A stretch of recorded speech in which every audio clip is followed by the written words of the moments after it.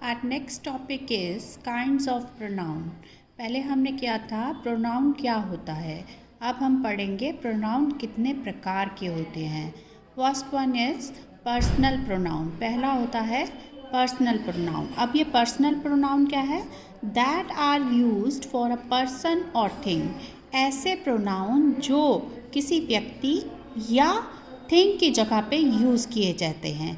जैसे कि ये सारे वर्ड्स हैं I, we, they, you, he, she, it, ये सब पर्सनल प्रोनाउन होते हैं.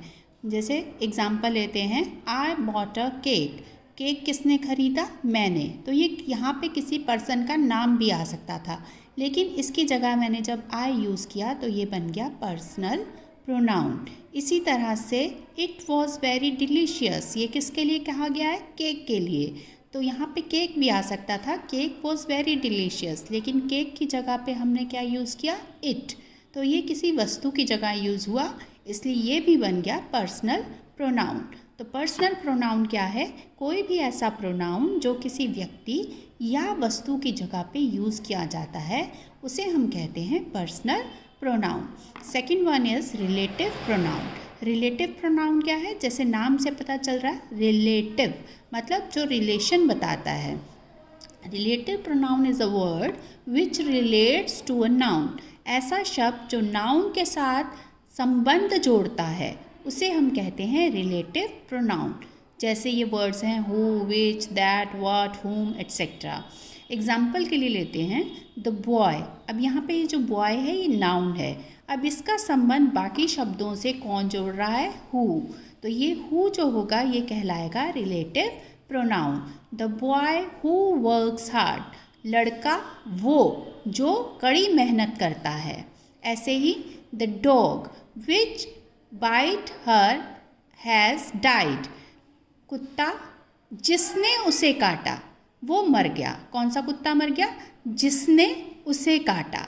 तो ये जो संबंध है विच, ये डॉग के साथ अपना संबंध जोड़ रहा है, तो इसे कहेंगे रिलेटिव प्रोनाउन, क्योंकि इन दोनों का रिलेशन बता रहा है. Sheela has found what she was looking for.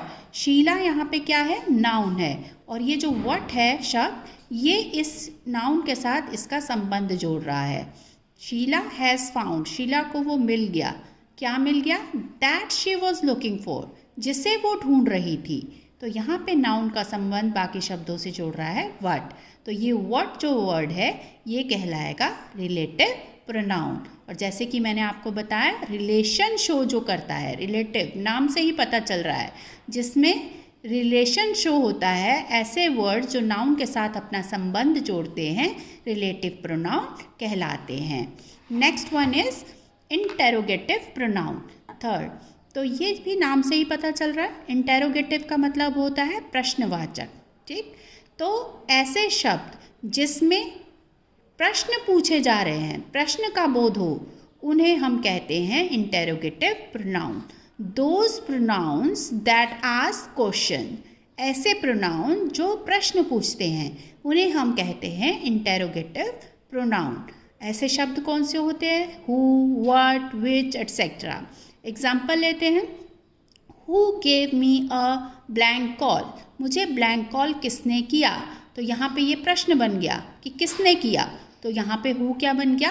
Interrogative pronoun. लेकिन अगर इस हु को मैं बीच में यूज़ करती और ऐसे लिखती इस सेंटेंस को, the blank call who gave me was a man. तो यहाँ पे क्या होता? The man who gave me a blank call. मतलब आदमी का संबंध किससे जोड़ रहे हैं? बाकी के शब्दों से. कौन? हु. हु अगर बीच में आ जाता तो ये बन जाता कौन सा? Relative pronoun. लेकिन यहाँ पे ये प्रश्न पूछ रहा है, यहाँ पे हु जो है प्रश्न पूछ रहा है, इसलिए ये बन गया इंटेरोगेटिव प्रोनाउन. इसी तरह से विच शब्द है जो यहाँ प्रश्न पूछ रहा है, विच इज़ योर बुक. तो कौन सी पुस्तक तुम्हारी है? तो यहाँ पे क्योंकि प्रश्नवाचक बन गया, इसलिए ये कहलाएगा इंटेरोगेटिव प्रोनाउन. लेकिन अगर यही विच बीच में आता और सेंटेंस कुछ इस तरह से होता, the book which is here is mine.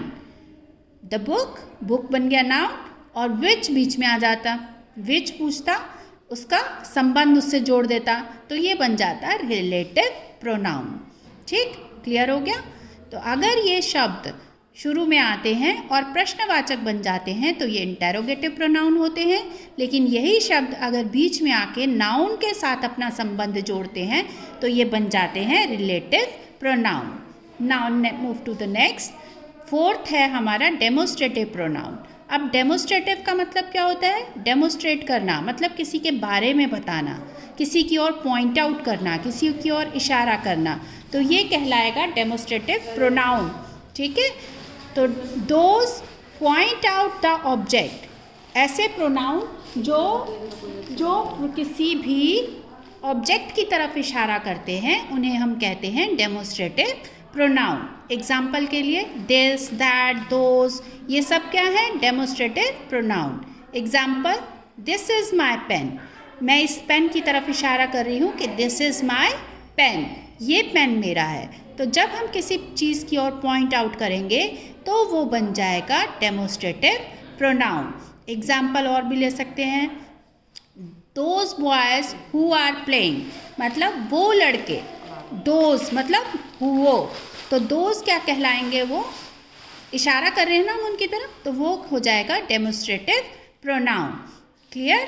तो डेमोस्ट्रेटिव प्रोनाउन वो होते हैं जब कोई भी ऑब्जेक्ट की तरफ हम इशारा करते हैं किसी वर्ड से, तो वो हो जाते हैं demonstrative pronoun. Next one is reflexive pronoun. Reflexive pronoun क्या होते हैं? जैसे आई का हो जाता है माई सेल्फ, ही का हिमसेल्फ, शी का हर सेल्फ, यू का योर सेल्फ, इट का इट सेल्फ, दे का देम सेल्फ। ठीक है, तो जब pronoun which action returning to the doer, ठीक है, pronoun which refers to the action returning to the doer, doer मतलब काम को करने वाला, ऐसे शब्द जो वापस मुड़कर डूअर मतलब काम करने वाले की और ही दोबारा से इशारा करें, तो उन शब्दों को हम रिफ्लेक्सिव प्रोनाउन कहते हैं। Example, the criminal shot himself, मतलब क्रिमिनल जो था उसने स्वयं को मार लिया, अपने आप को, हिमसेल्फ। तो यहाँ पे हिमसेल्फ कौन सा हो गया? रिफ्लेक्सिव प्रोनाउन, क्योंकि ये डूअर की ओर, डूअर कौन है यहाँ? क्रिमिनल, इसकी तरफ इशारा कर रहा है। ठीक है, तो कोई भी word which refers to the action returning to the doer, जो डूअर की ओर दोबारा से इशारा करे, उसे हम कहते हैं रिफ्लेक्सिव प्रोनाउन।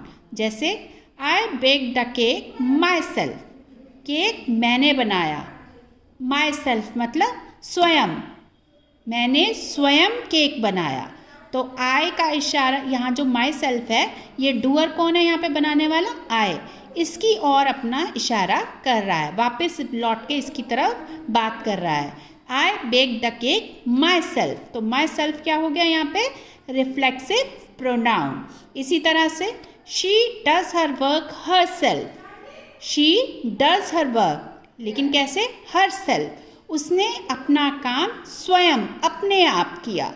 तो यहाँ पे ये जो हर सेल्फ है, ये डूअर कौन है यहाँ पे? शी, इसकी तरफ संबंध जोड़ रहा है, इससे अपना, इसकी तरफ इशारा कर रहा है ना। हर सेल्फ मतलब किसके लिए यूज़ किया गया? शी के लिए। तो ये बन गया रिफ्लेक्सिव प्रोनाउन। और last one is possessive pronoun. अब यहाँ पे भी नाम से ही पता चलता है, पोजेसिव का मतलब होता है पोजेशन, मतलब अपना अधिकार। तो जब हम किसी वस्तु पे अपना अधिकार दिखाते हैं, ऐसे कोई वर्ड हो जिससे हम अपना पोजेशन दिखाएं, pronoun which refers to possession, ऐसे शब्द जो पोजेशन दिखाएं, अपना अधिकार दिखाएं, उसे हम कहेंगे पोजेसिव प्रोनाउन। जैसे माइन, योर्स, हर्स, हर, ये सब कहेंगे पोजेसिव प्रोनाउन। एग्जाम्पल लेते हैं, दैट हाउस इज़ हर्स, ये घर किसका है? उसका। तो उसका मतलब हर्स, ये घर का पोजेशन बता रहा है ना कि घर किसका है, घर किसका है, किसका उसका अधिकार है? हर, उस लड़की का। तो ये क्या हो गया? हर्स क्या हो गया? Possessive pronoun. This box is mine, ये बॉक्स जो है किसका है? मेरा है। तो यहाँ पे मेरा पोजेशन आ रहा है, मतलब मेरा संबंध है, इस पे मेरा अधिकार है, ये चीज़ मेरी है। तो यहाँ पे माइन जो है ये बन गया आपका पोजेसिव प्रोनाउन। इसी तरह is this book is yours, क्या ये बॉक्स जो है ये तुम्हारा है, तो यहाँ पे योर्स क्या हो गया, पोजेसिव प्रोनाउन, क्योंकि इस पे किसका अधिकार है, योर्स, तुम्हारा।